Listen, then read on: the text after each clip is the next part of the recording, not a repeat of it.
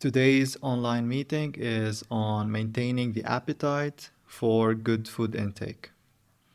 We know that if we don't have any good appetite, if we have picky eating, if we have low appetite, or basically craving certain types of food that is taking away our appetite, all that can cause many health problems, right? So today we're going to dig deep into the causes of low appetite and the real reasons behind it. So it's going to be a quick presentation, but it's definitely a very important topic for both the parents and the child. So I'm not saying that this is something that will give you the answers immediately, but I highly recommend that you go through these as a roadmap to see what is your case or what is your child's case in that regard. Okay, but we're going to talk generally because there's so many unique cases and it's not one case for all, right? So some cases for autism have low appetite, some cases where the child is being picky for control reasons and other behavioral reasons. Maybe they are picky because of sensory issues. So there's so many roads into these, and it's not one thing fit for all. So let's talk about low appetite because it's somehow confusing between the low appetite and picky eating. Low appetite is a really important health concern that we have to think about deeply because it involves the pancreas. Okay, and we're going to talk about the roles of the pancreas, but let's talk about the general idea of low appetite. So low appetite will come from too much sugar, too much carbs. We're always seeking the fast energy food or fast fuel, right? So we're going for the sugars and the carbs. We're eating too little protein, especially in the breakfasts, which creates low metabolism in the day. It should be the highest metabolic process in the morning. So if we're not utilizing the morning time, then we're missing out and our energy will start crashing. And what most people do in the morning is take caffeine or they take carb or sugar based food.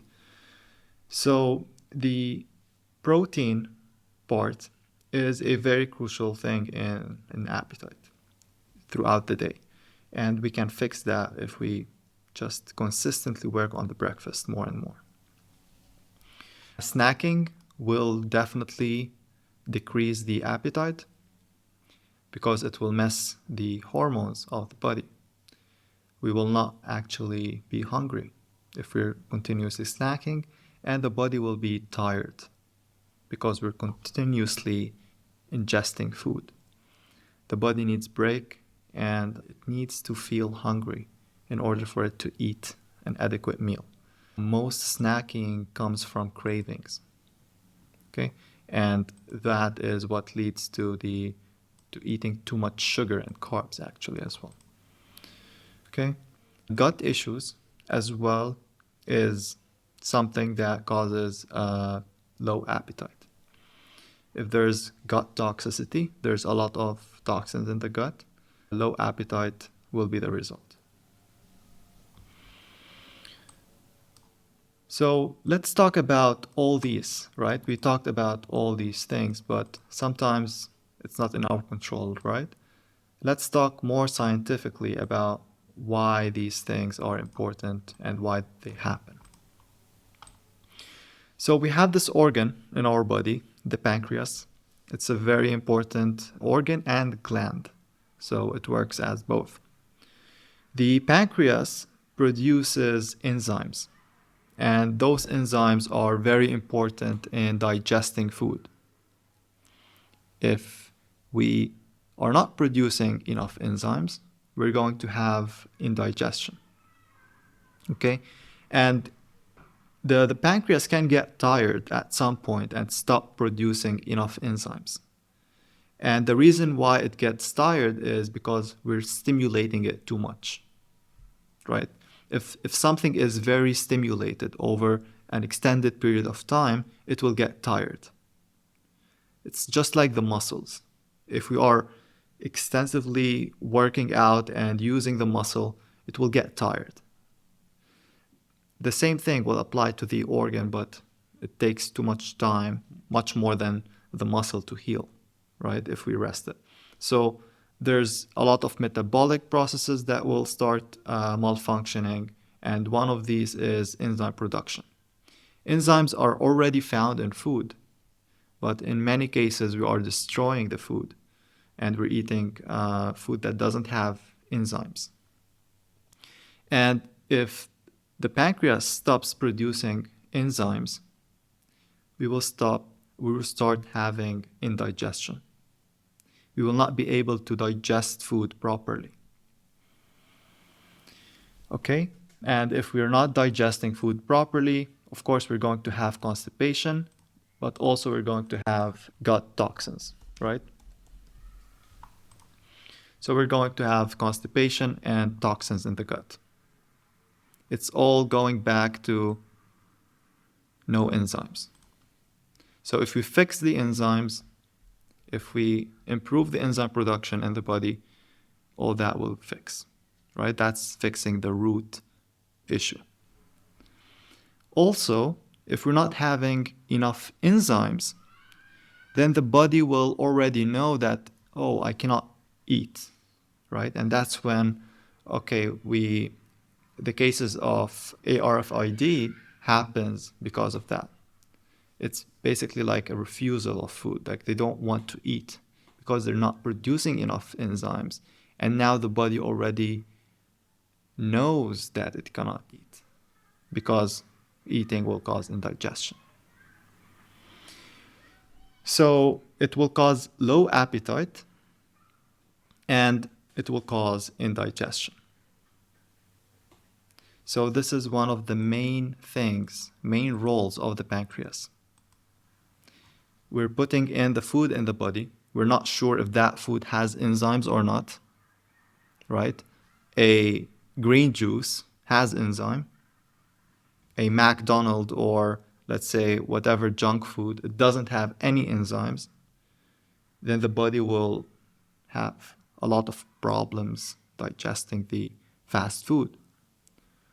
So the pancreas will try to create enzymes to digest that food, whatever it is.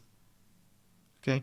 And with time, the pancreas will get weak because the enzyme production was too high at so many phases in life. It got tired. The enzyme production mechanism shut down. So that can create low appetite in the worst cases. It will create indigestion, which can create constipation and also diarrhea. So diarrhea as well, don't want to write it, also is part of that. Okay, but constipation more commonly will happen. So this is the first mechanism that we have to look at. Okay, are we having indigestion? Are we having the true low appetite? Okay, if we are, then it's back to the enzymes. So we have to work with the enzymes. And working with the enzymes will fix it. Okay? The second aspect of I'm moving things around. I shouldn't do that too much. The second mechanism that is happening, that is done by the pancreas, is it regulates the sugar in the body, right? This is like basic grade 8 knowledge. So it regulates the sugar. And we already know that people who have sugar problems have diabetes, right? So that's why people who have type 1 diabetes, they have pancreatic issues. If we have problems regulating sugar, then the sugar levels in the body will be very high. When we have a lot of sugars in the body, that will create a lot of acidity. the body will not be strong at all. Okay, the connective tissue of the body will start getting weak. People will get more susceptible to strokes. The parathyroid gland will get weak. Everything will start going sideways if the sugar levels are high in the body and the body cannot use it. But in most cases, what happens, because if the nerves or the veins want to deteriorate, it will take time. It will form fungus. Okay, even the indigestion will contribute to that. Okay, the indigestion and the high sugar will create fungus. And also, it will lead to diabetes in the future. Very common as well, it will create hyperactivity.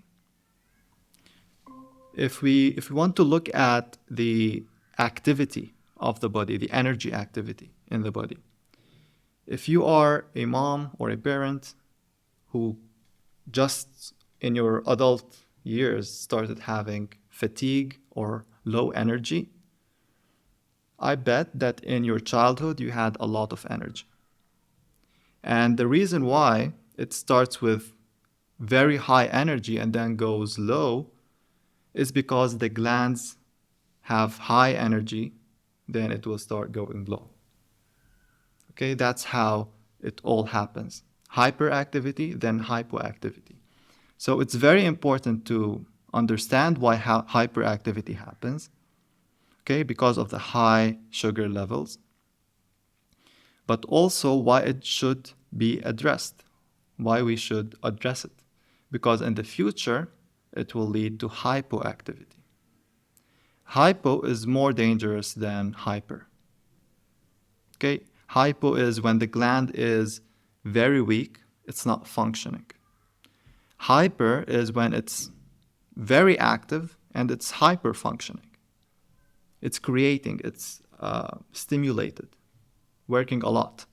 But this a lot of work will lead to very slow work in the future. So that's why we have to address it. Hyperactivity will also create high blood pressure. Many kids have this actually, have hyperactivity, have high blood pressure, have high sugar levels, but they're not at that point where, okay, we can call it diabetes or we can call it actually very dangerous.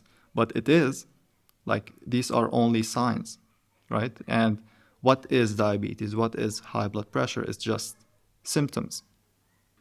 So it's very important for us to address this, and we can see how important the pancreas is.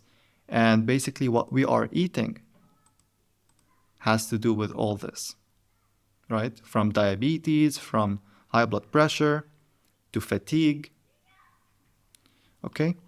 So these are the two main things that would happen if the pancreas is weak. Okay? So enzyme production and the sugar will be very high. So what are the solutions here? All this science sounds good, but we need solutions, right? We need applications. So as we said, if we start our day with protein, and even if we don't have an appetite for protein, first day, second day, third day, you will feel much better and you will know how important taking in your protein in the morning is. So even if you don't have the appetite, just have it. Why? Because in the morning, your metabolic process is very high. You are able to digest food better. You're able to do anything better in the morning, right? So for example, if you want to exercise, you're more possibly going to exercise in the morning and do it consistently rather than at the night and do it consistently. Because in the morning, the body can pick up a habit, can pick up a specific activity much better. So The solutions if it's metabolic, if you are having this crash in the day, if you are not having energy, then it's the protein. So fix the breakfast and increase the protein overall, also decrease the sugar intake. Okay, so it's basically fixing the macros. If it's hormonal, then low appetite is basically coming from too much snacks and not eating in the right time frame. So we have to fix the time. Okay, so here we're going to fix the meal. Fixing the meal. Here we're going to fix the time. Okay? And the third thing is if we don't really have the enzymes, right? If we don't have the enzymes, if we are eating too much sugar, if we ate too much sugar, if we ate a lot of junk food in the past, processed food in the past, our body has a lot of accumulated toxins, right? And also sugar. We're feeling too hypo. That means we need to have more enzymes to feel energized. And what we do here is we wait. After we drink that, we wait until we get hungry. Because if we don't wait, our body will not be hungry and we will miss the step where the body will actually run. If the hormones are not working, the hunger hormones, then we're not going to digest well. So we're going to be having digestive problems because of the hormones and because of the low enzymes. Okay, so if we're fixing the enzymes, let's wait until we get hungry and then eat. Okay, and if we want to get hungry and if we want to increase the enzymes, have carrot juice and celery juice. Okay, those are very good to increase the appetite if we have low appetite. So we can see like low appetite is very, very much different than picky eating. Picky eating is led by, let's say, maybe sometimes sensory issues. We can say maybe 1 out of 5 sensory issues. Most of the times it's behavior. Behavior creates picky eating. And that behavior is infused psychically with, okay, I want to be in control. So when mom is going to present me with a dish, I want to refuse it automatically. Although that there can be something wrong in the pancreas, okay, but there will be this sense of control that will also be included in the picky eating. Okay, so these are the general solutions. If we want to look at the general solutions, that's what we have to do. Okay, if we're having low appetite, how can we apply these now? Apply these by making the breakfast strong. Okay, we have to have a very strong breakfast. As we said, in the morning we have a lot of energy. Our body is just waking up, starting to wake up after 8 hours of sleep. Those sleeping hours, our body is regenerating itself, it's healing itself, right? And it's getting ready for a new day, right? So the glands are starting to activate. So if you have fatigue, right, the morning is where you have the capacity to fight this fatigue.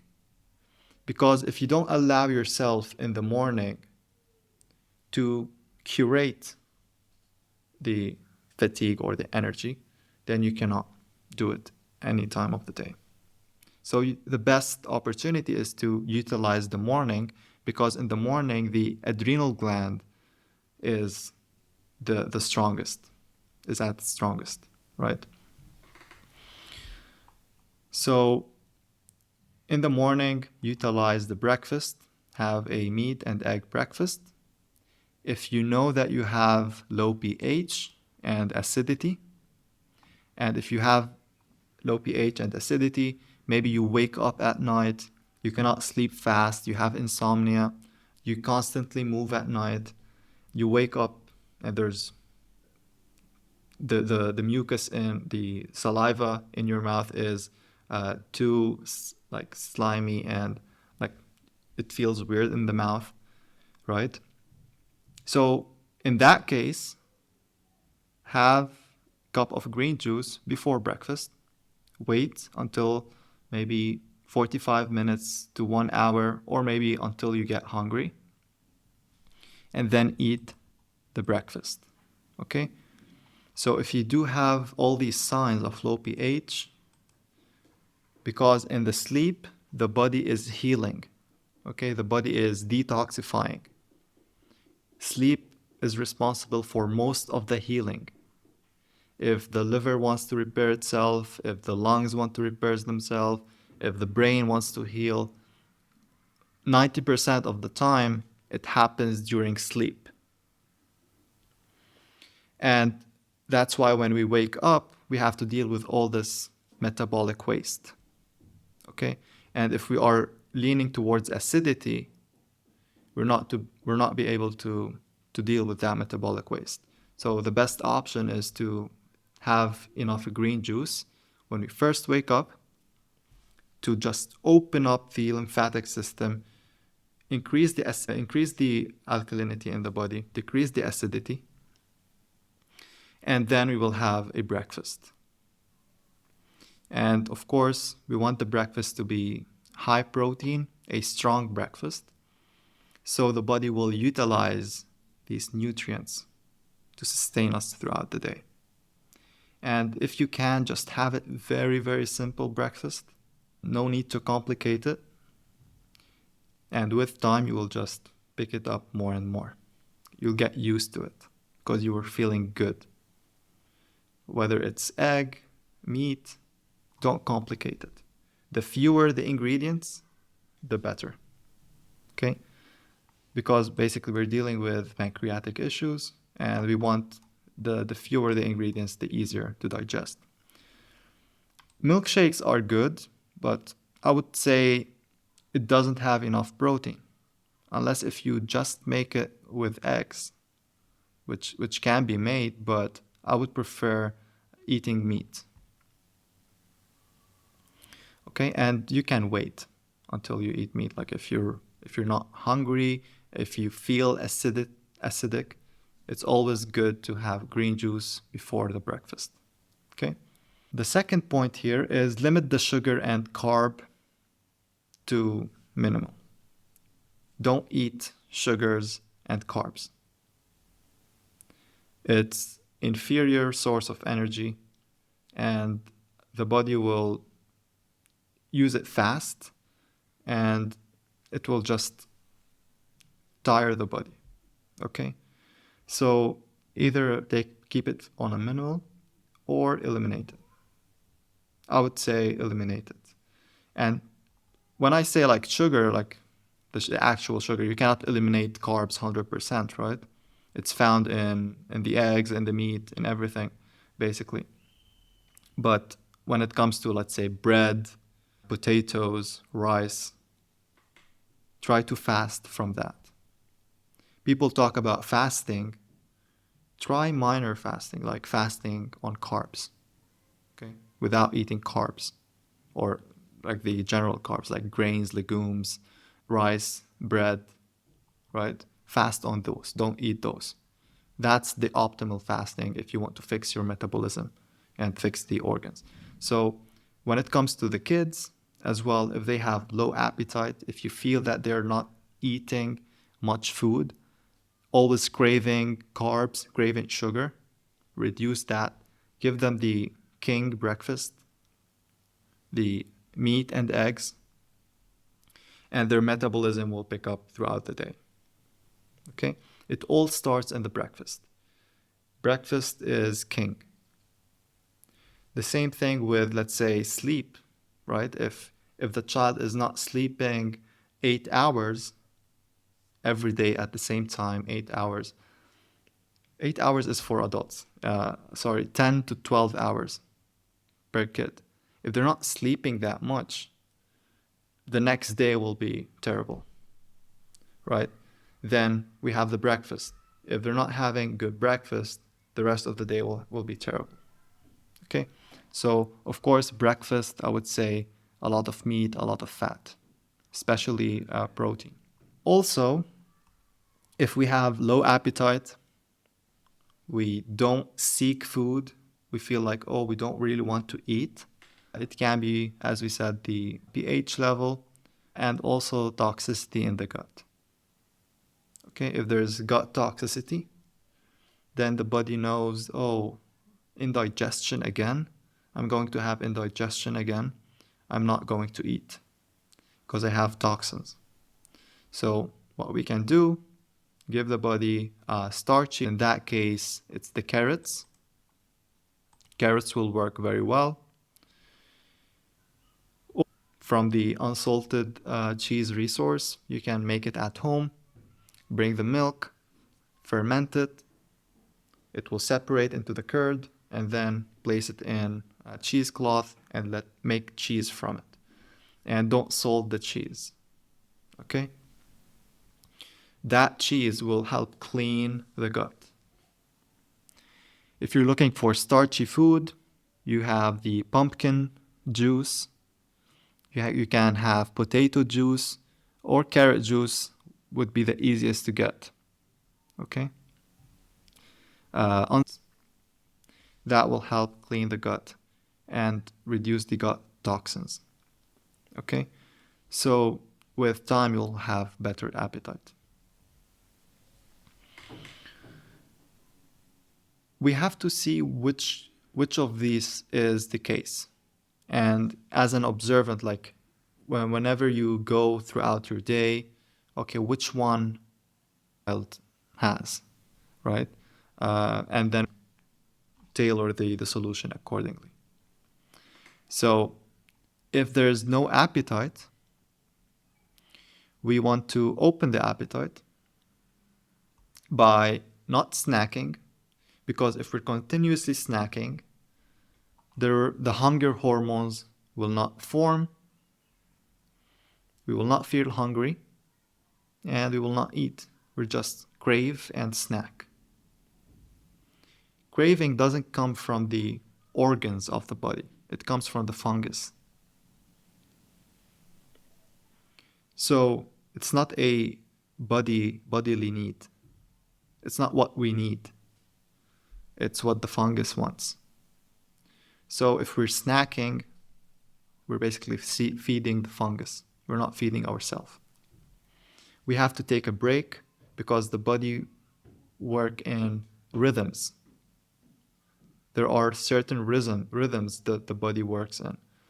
The circadian rhythm, the same thing with the hunger rhythm. Okay, so we have to leave some space, and snacking will disrupt that. So the hunger hormones will not form, and you will not eat the main meal properly, right? Let's say we are snacking before eating breakfast. We're not going to have good breakfast because we're not hungry when we're eating breakfast. So we have to take care of our appetite because that is important. And snacking on things, that is a habit that deals with stress and also deals with the fungus. It keeps it active. Okay? So let's be aware of the whole thing of snacking because that's a very important thing. Keep it at the distance. No snacking before the important meal. We can have a small snack after the meal, but not for it to disturb our main meal, our main dish, because that is the nutrition for the body. Snacking, we will be taking 2 cups of green juice, 1 to 2 cups of green juice before the meal, and that will open the appetite. Okay? So if you want to fix the appetite, Don't snack. No snacking for kids. Okay, I know they crave the crackers and stuff. Let them have it after the meal, not before. So it's basically us thinking about their hunger, how we can preserve their hunger, right? And if they want to eat, we want to give them the nourishing food. And it may be maybe with keeping the snacks away, I would prefer not getting them at all. Okay? After we do this shift in the alternatives, putting in good alternatives, even the alternatives can be used as a snack. So I would prefer keep them aside and utilize the main meal. And by main meal, I mean meat, because we really need it, especially in that first stages, to overcome all this and improve the appetite and run the metabolic process well and the hormones. Okay? So these are applicable solutions. Let's look into the cravings. So we said if there's cravings, then there are gut toxins, right? And the gut toxins came from the indigestion. If there are cravings, there are either gut toxins or fungus. So these are the solutions for that. Okay? I would also here add raw eggs. Okay, and we can add that in milkshake, etc. But that will also help in the fungus. Okay, also here you can say cheese.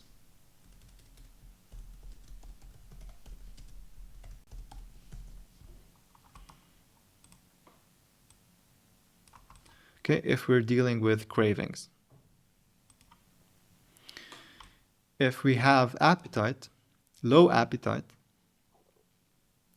then this is the general umbrella term. If we're having low appetite, then we're either not eating the right food, right? We're not eating the right food. We're having a lot of sugars, a lot of carbs.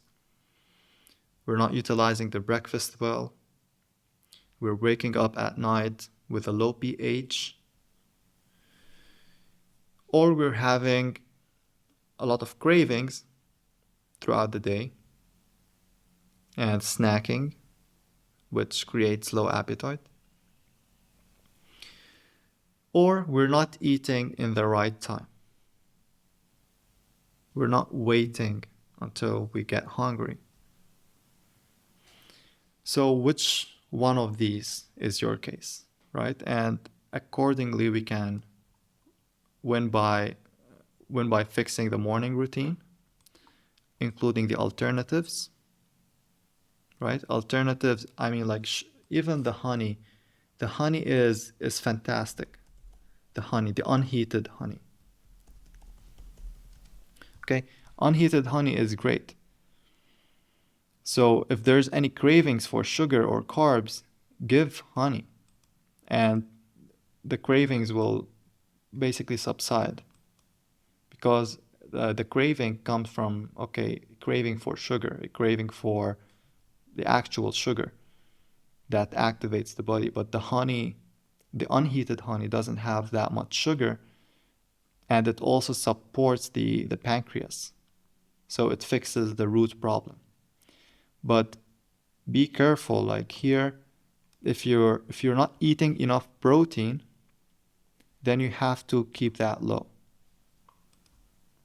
Only if, okay, the morning appetite for meat is there, we're eating a lot of meat, a lot of protein, we can include unheated honey, and it doesn't matter how much we do it. We can eat a cup of honey in a day, unheated honey. So it's okay to eat unheated honey, unless if we're not eating too much protein. If we're not eating too much protein, then we have to fix the protein part before. Okay, we have to include more proteins then we can fix the we can add more honey. Okay.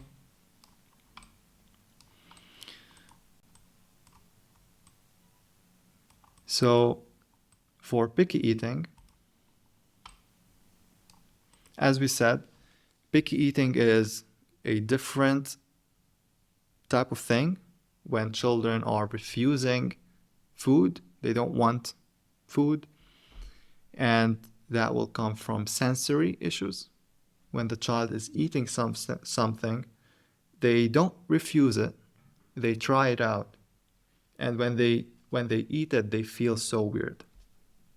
Okay, so they create this sensory issue, and it can also manifest in the way that they see things, right? Also, there are behavior issues.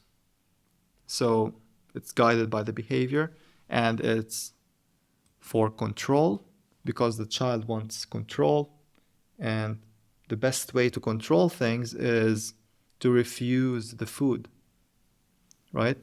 If mom is too frustrated, or I see that she is unhappy because I'm not eating, that gives power to the child. So he has like a control over what he's eating. So what we can do here in this case is give this sense of control outside the meal. So that control could be in doing certain activities in the home, doing certain things that will give the child the sense of control, so it doesn't happen during the meal. And that sense of control is actually a very important growth factor. We want them to be in control. We want them to control things and to be creative, to be curious, but not in the meal. So not in the meal they want to control what they're eating and stuff like that, unless if it's like things that is bad, we have to teach them that, okay, this is a bad food, and they will understand more. But giving the control factor outside the meal is very important because they will be more open to just go over with the meal and then do the other thing, because their main focus now is there. That gave them a bigger picture of control, of how they can use the control and use their abilities. So for the child and you. So the meal time is this time. We're going to eat and then go off to do other things. Other things will dictate if they're going to be picky eating or not. Okay? Picky eating is not in the meal, it happens outside the meal because it's a behavior driven thing. Just in rare cases, it's sensory, and in most cases, it's a behavioral. Okay? Also, the child is not curious. It will be a reason why picky eating happen. They're not curious to try new food. And that will basically create picky eating. They're always picking up into a routine, specific routine. Okay? So if they're not curious, then they're sticking into a specific routine. So if you see your child sticking to a specific routine, then we have to make them more curious. If we see our children refusing food immediately and they want to be in control of what they're eating, blah, blah, blah, then we want to give them more sense of control outside the mealtime. If there's sensory issues, then it's an autonomic nervous system issue. The whole body is struggling with that, especially kids with autism. So with time, we're going to heal the nervous system. And as we heal the gut, the sensory issues will go away. Just don't give it too much attention. Here, many parents go into the mistake of saying, oh, my child won't eat that. Okay? And if we assume that, we will never do the challenge itself, right? So if I say, oh, my child doesn't eat this specific type or category of food, I will never try again and again and again. And the child will also somehow know that, oh, this food is something that I don't want to eat, or already, like, it's something that also it happens at a victim mentality type of thing, right? The child will not do it because of past experience. We want to eliminate that thing because we always want them to be curious, to trying things, to pick up challenges, right? So, for an example, sensory issues also create issues in hearing, right? So, sound sensitive. Okay, if the child is sound sensitive, some parents put the headset, right? But until when we're going to keep that headset, right? Isn't there a test where we can, okay, assume the child can improve, right? So if we're going to assume that, okay, this is how the child will be forever, we're never going to allow opportunity for growth. The same thing with the food intake. These sensory things are only temporary, especially if we're working on the nervous system and on the gut. So don't worry, it will be for a short period of time. Give it 1 month, give it 2 months, and we can try it. Maybe a few weeks, and we can try it again, right?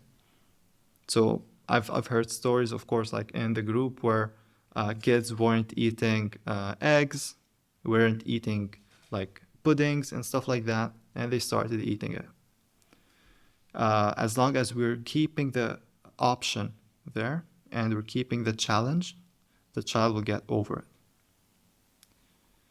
It's definitely a very, very important recording. I will make sure to save it and maybe post it on unlisted on YouTube so we can always refer back to it. But yeah, that's generally it. And the last section of the call, we're going to have a Q&A.